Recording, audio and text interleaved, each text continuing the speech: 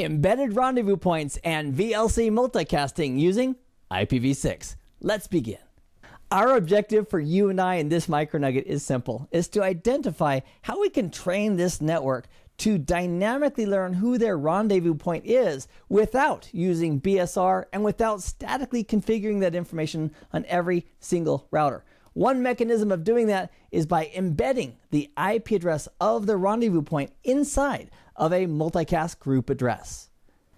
To embed the rendezvous point IP address inside of a group address, we first of all need to plan on what the rendezvous point address is going to be. So let's choose R2, that we want him and his loopback address of this guy right here to go ahead and be the rendezvous point IP address. Now we are going to statically configure R2, the rendezvous point. We need to tell him that he's in charge of being the rendezvous point, but we're not going to specifically tell R1, R3, or R4. We'll let them figure out who the rendezvous point is based on the multicast group address that we create. So with that in mind, that we're going to use this rendezvous point address, let's take a look at how we can stuff that into a multicast group address. We start off with FF, and the FF represents that, hey, this is a multicast group. This 7 right there, that's saying, hey, guess what? It's not just a normal multicast group, but it has the embedded information about the actual rendezvous point inside of this multicast group. The details about the last character here, this 8, represents the scope of this multicast content. Is it site-wide or organization-wide, or is it global in scope?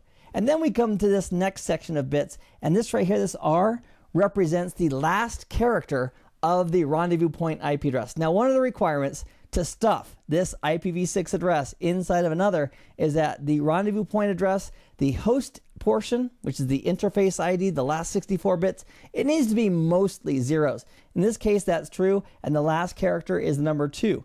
So we take that last character, follow me here, that last character goes right in that position. So in our case, because the last character is a 2 for the rendezvous point, it goes right here.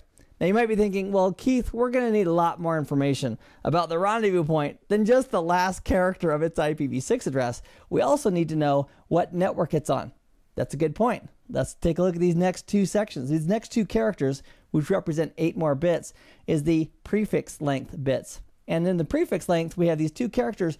With those 2 characters, we're going to indicate how much of the network we're going to tell about. So let's say that this rendezvous point is on a /64-bit network, 2001 DB8 2222:0, those 64 bits. We want to represent that right here. Now I know that 40 to the decimal mind doesn't look like 64. However, it's in hexadecimal. So if this is a value of 16 each, and this is the ones position, that'd be 16 times 4 plus 0 ones, which would be 64. So this 40 right here is just telling inside of the multicast group, you're about to receive 64 bits of information regarding the network address of the rendezvous point. Well, if you told it that you were going to give it 64 bits, guess what? That's what the next 64 bits need to be. The next 4 groups represent the network address of the rendezvous point, which in this case is going to be 2001 DB8 2222:0. Now I put that 0 there instead of the double colon because I wanted to expressly indicate that that was the 64 bits. I even color coded it for you. So that's this part right here. And these last 32 bits, that's going to represent our individual multicast group ID.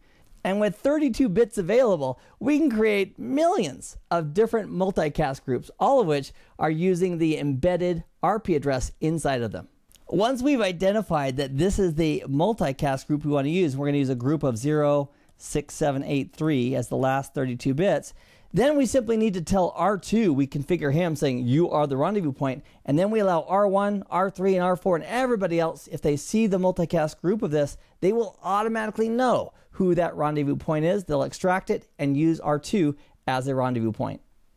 To actually test the multicast, I statically configured R2 to let it know that it's a rendezvous point, but we haven't told the rest of the network. And these friends that I have here with me, this is a Windows XP box, and he's on this network right here, which is the A subnet, which is just off to the left of R1. I've also got this Windows 8 machine, and this Windows 8 machine is on the F subnet, which is just off of the gig 3.0 interface down at the bottom of our network, hanging off of R3.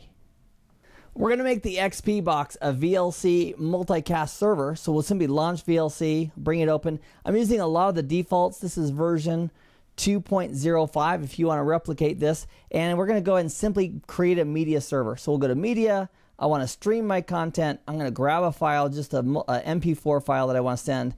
And then I'm going to specify that I want to go ahead and stream it right here. Now I'm going to take a lot of the defaults. It's specifying the file that I just chose. I'm going to click on next. It's asking me, how do I want to send this? I'm going to say, I want to use the RTP MPEG transport stream. Select that, click on add, and then I need to put the address of where I want to send that to. And this address I'm putting in is that multicast embedded group address that we just looked at. I'm also going to specify port 5004 and just be aware of that, because on the client, I need to be registered for that group and also paying attention once that stream comes to port 5004.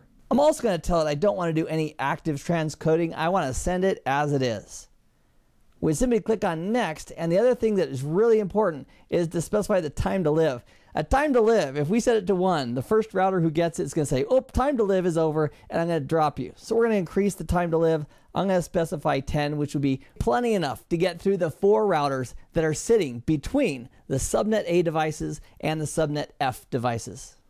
And then we'll simply click on stream, and it's off to the races. We're now pumping out this content inside of the network. In fact, if we take a look at this icon right here, it's showing that my network is sending, and that's a very, very good sign. The second half of this is to go to the Windows 8 machine, which is down on network F, subnet F, and tell it to join this multicast group. We'll use the VLC player there as well. It'll use a multicast listener discovery report to tell R3 it wants that group. That message will be propagated through the multicast network, and then the content should flow down to the Windows 8 machine.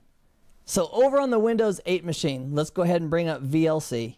And we're going to simply go to media, and I'm going to say I want to open a network stream. It says, okay, what do you want to listen to? And I'm going to go ahead and put in the details regarding what I want to listen to.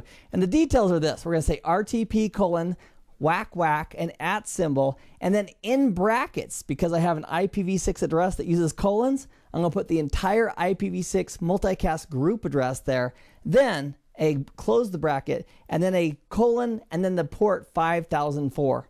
And then we'll click on play. And there's the content streaming through. So it should loop, and the music's on. I'm going to mute it so I don't have to listen to that.